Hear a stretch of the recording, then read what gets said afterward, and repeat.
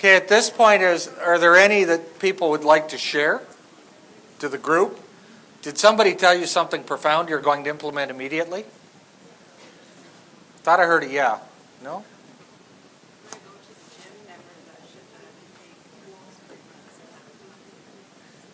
Going to the gym that you've been paying for 3 months and not going.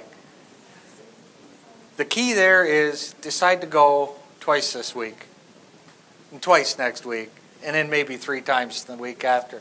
But that's a good start. That'll fill the physical one, because that can take so much stress off.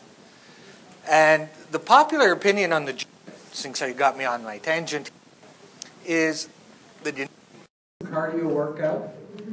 The most recent studies are showing resistance training, weight training, is much better for stress than the cardio. Again, going back to Dr.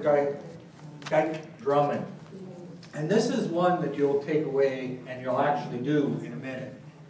I am a huge believer in meditation. Meditate 20 minutes every morning. That's my link to sanity. Of course, my mentor says, that's a great start. 20 minutes in the morning, 20 minutes in the afternoon, and you're really good. Well, I say to my mentor, hey, aren't we talking about overwhelm here? So you just double my workload? Well, it's Dr. Dyke Drummond again.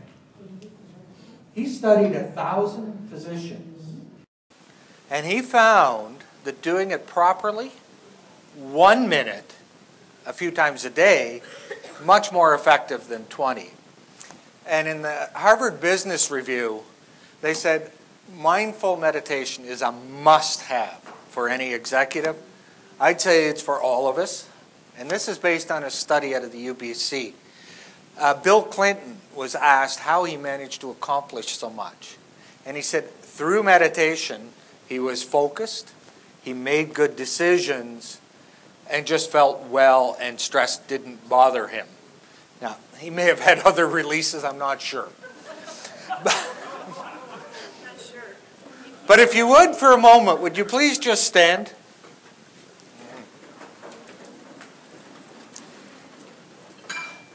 Dr. Drummond dubbed this the squeegee breath.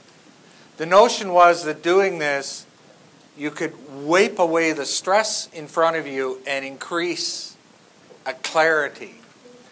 The key is you first set an intention. And that intention is, I'm going to do this, release my stress, and gather clarity. The second is breathe in right to the top of your head and hold it to 3.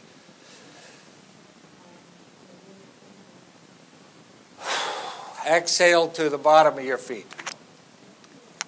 Now smile. And this was doctor, so he ended it with, ah. Now doesn't that feel better? Please be seated. That took you maybe 20 seconds. And I don't know about you, but I actually felt that stress release. Anybody else experience that? Practice it often. How often? You need a super habit. And a super habit is tying this to something you would not do.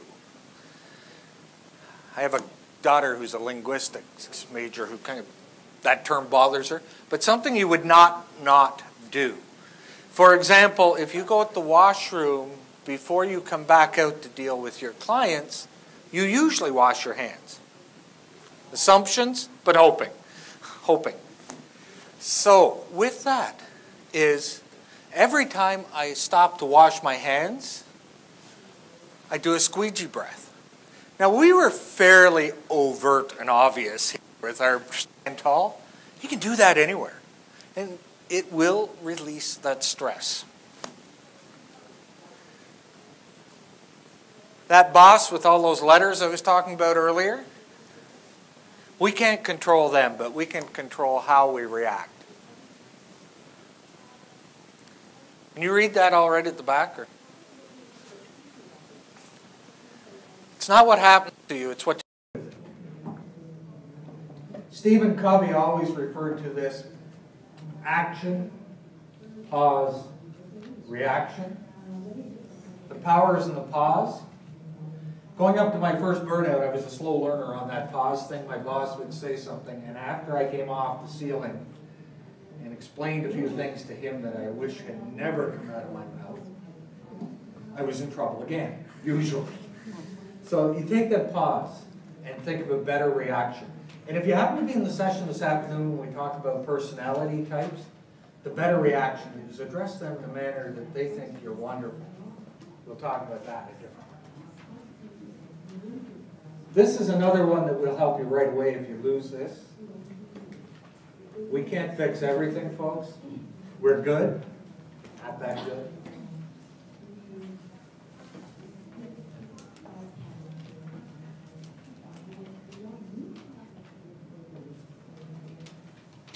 Interruptions. This one frightens me in your line of work, given the demographics I was showing of the people at this conference. Because they did study in the States, and 53% of all misadministered drugs were as a result of interruptions. It went to the point, and if you can influence this, I highly recommend you do it in your home. It went to the point in some hospitals of establishing interruption-free zones. If the person's in that room or within that roped-off area, however, you can't talk to them, you can't think about them, you can't do anything because they have a task that requires focus. And I have a 23-year-old, 24-year-old would argue vehemently with me, but multitasking's a myth too. You're scattering your attention all over the place. Doing an important task you need to focus on. Can I watch a television show, do a Sudoku, and try and drink a beer? Yeah. But they're not important tasks. Something I need to focus on, you can't divide that up.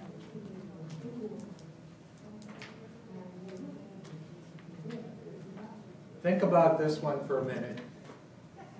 And again, I've left you a spot to put this down so that when you get home, you can deal with it. Has anybody got a great answer for interruptions? This is partly selfish because I get interrupted so many times a day I like to throw things. Any good ideas? I don't check my email until 10 in the morning. It's amazing how much that difference makes in terms of interruption. My actual short thinking period of the day is not interrupted by somebody trying to sell me medication to do things that probably aren't necessary. So no great ideas you want to share with us on this one, because it's adult learning. We learn a lot from one another. Boundaries. Again, in the caregiving area, this is a rough one because we let people do things to us. Whether we should or not, we do. When I was teaching, at one point I had a complaint go into my chair. I had a student go into the lab at midnight on a Saturday night, had a question, emailed me. I did not respond until 6 a.m. Sunday. He put in a formal complaint. Needless to say, I was not terribly pleased about that. And my wife looked at me and said, well, what do you expect? And I said, well, what did they expect? And she said, you didn't set a boundary. You answer their emails when they come in on the weekend. You answer them when they come in the middle of the night. I'm a bit of a lunatic. If the moon's out, I'm up at 3, 4, 5 o'clock in the morning. I answer. She said, so you set the expectation. You failed to meet the expectation you set. Do you have something you're doing that with your family or your work? You've set the boundary, but in the wrong place. When I'm looking at the boundary, one of the first things I look at is similar to that wheel you saw earlier. Something that I want to say yes to has to score 9 or 10 out of 10. Because when you say yes to something, you're saying no to something else. So if something has a value of 5 to you, why are you saying yes? And the type of personality that goes into caregiving, they love to say yes, no matter what. Practice saying no. This is one that I have found excellent for diffusing the follow-up question. Gee, I can't do that for you right now. Is there another way I can help? Gee, I'm a nice guy. I offered to help. Can't do what they ask right now, but I offered to help. Light's dimming, telling me something? Giving yourself time before you say yes is invaluable. Love to think about that. I'll get back to you on Tuesday. What's in it for you for the long term? This is probably freed up 5 hours a week for me, asking this question. If I say yes, am I having fun? Am I gaining a new skill? Because the whole exercise is zero sum. If I add something, it's 168 hours in a week, I have to take something out. And boy, if that's taking out time spending with my family or something, I'm not going to volunteer to be the one cooking the barbecue this week. You've got to pick your priorities. The other one that works really well for me is I'd love to do that, but I cannot devote the time your task deserves right now. And people look at that, wow, nice guy, he's not going to do a crappy job for us. It works well. This is another one I'd like you to fill in at some point, preferably soon. And what can you do about it? Because often we are saying passively yes by simply not saying no, I can't do that. And when you do that as well, you're often leaving the other person in a hang, so you're increasing their stress too. Watch the patterns. We often go on autopilot. Where the focus goes, the outcomes flow. They can be positive or negative. I've alluded to this a number of times. Let's try a little exercise here just to show how powerful this is. Just take a few seconds, look around the room, identify everything you can see that's red. Okay, stop. Close your eyes. How many can you recall? 2. A fairly high number though, right? I see skeptics looking at me. Let's try it again. Look for the blue. Okay, close your eyes. How many green things do you recall? Probably not very many, because you weren't focused on it. And this can have a very positive effect or a very negative effect. If you're focused on a task and you stay focused on it, it's very positive. If something's bugging you and you focus on it, it'll throw you off. But you notice how you got focused and ignored all those other things. It works.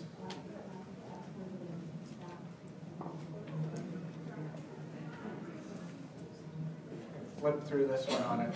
My personal favorite, perfectionism and procrastination. Almost all of my coaching clients fall under this category. Can you just stand again for a moment? I'd like you to keep, didn't get to the gym, right?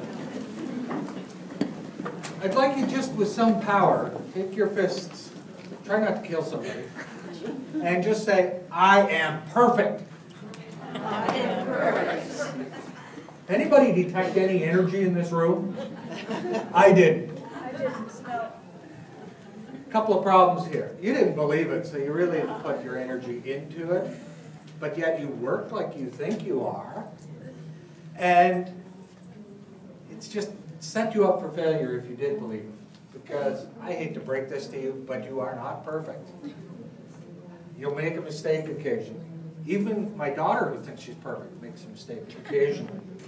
Let's try this again. I am excellent.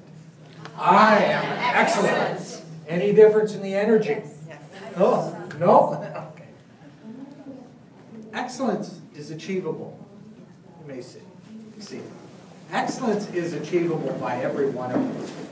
Perfection, we can't do.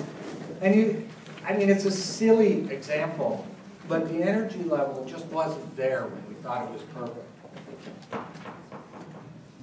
I worked with a woman a while back. She came to me, she was crying. She was a school teacher. And she said, every day at lunch, I locked the door to her classroom, turned out the lights, sat under her desk, and cried. We did a little coaching on it. Sure enough, it's our good buddy perfectionism comes in. Worse than her perfectionism, turns out to be it was her mother's perfectionism, what she thought her mother would expect her to be doing because her mother taught for 30 years and was perfect.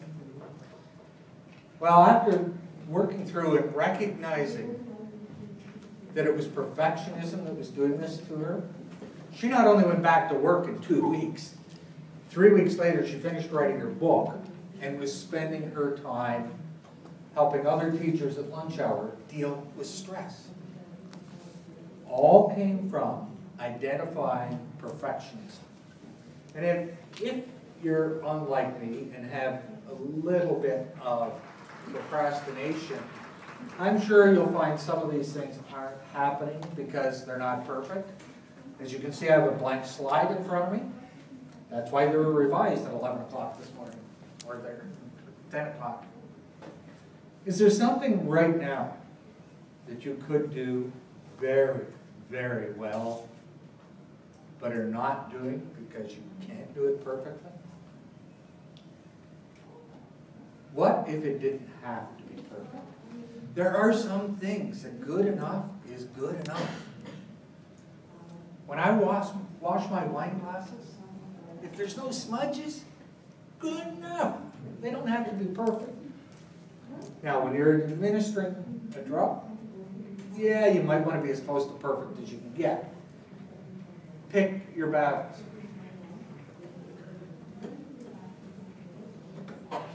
Anybody won this battle? Like to tell us? Must have beaten at some point. So we've looked at our P's. We've minded our P's. Perception,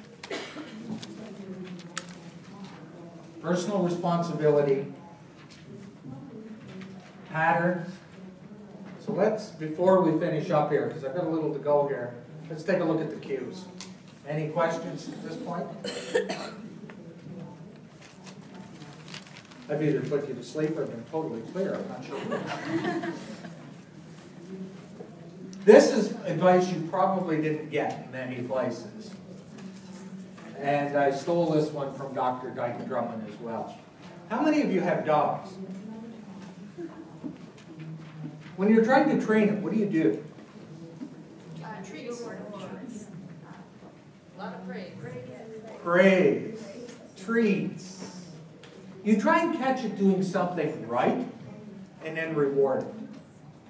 So why don't you treat yourself like a dog? Think about it through the day. I did that right. You know what? I've done that right 5 times in a row. I deserve a coffee. And after a while, you start to click, well, yeah, if I keep doing this, I'm going to get another coffee. So treat yourself like a dog. We wouldn't treat a dog like we treat ourselves some days. And in trying to change your perspective on how you see this, sometimes when you see things one way for a long time, it's hard to change your mind. Are you aware that the FedEx symbol is a graphic?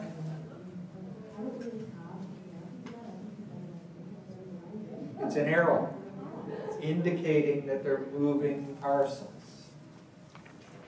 So you can't see things differently. But boy, it's hard to see them the same. Because that arrow, every time the truck drives by me now, that's all I see is the arrow.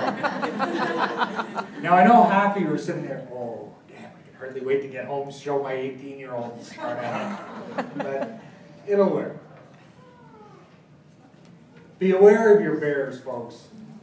Remember the stress I went through?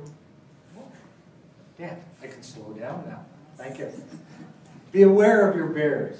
Remember the stress? I didn't have a stressor, a real one, but I was stressed like crazy.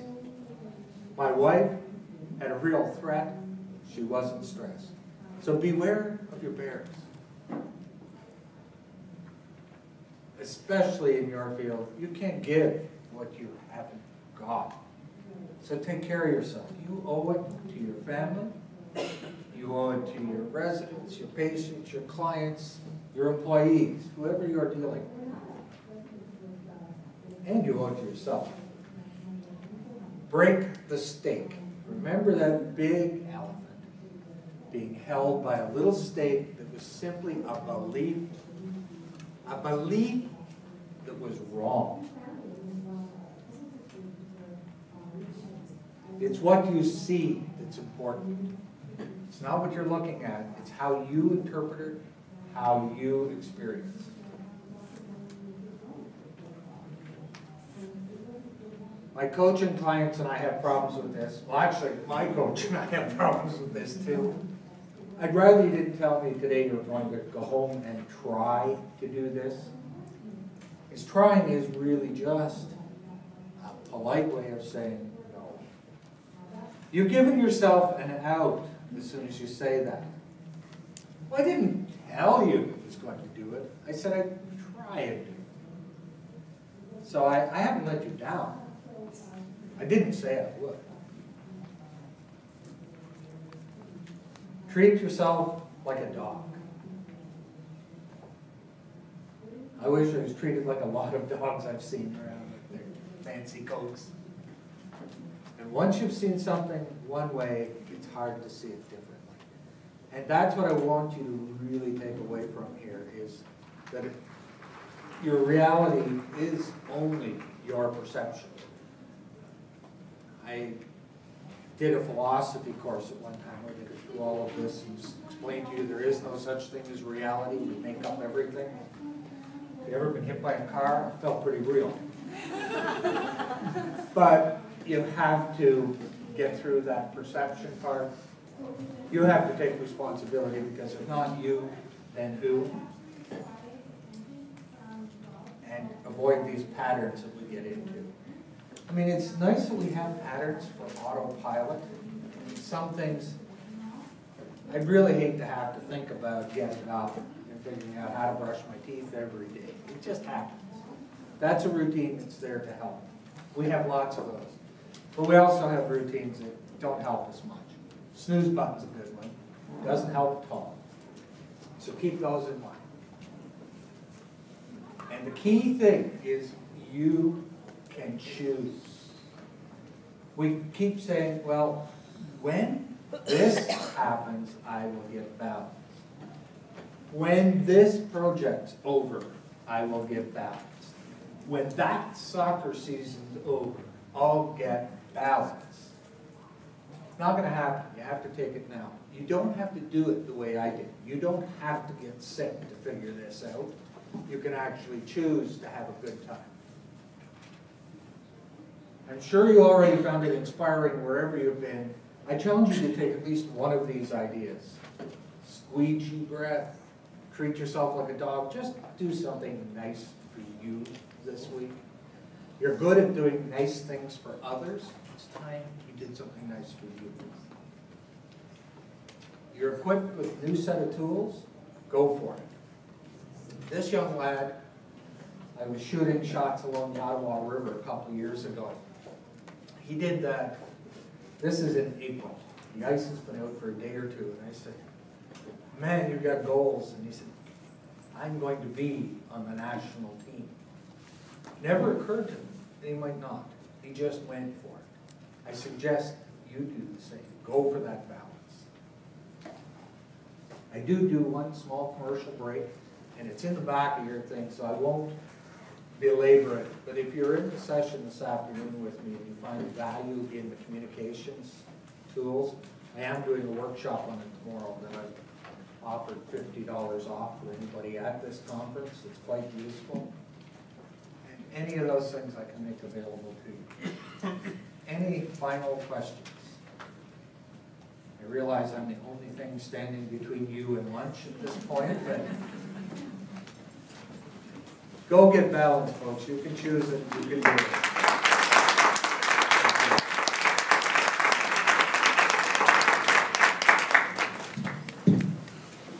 Just a quick note before we leave.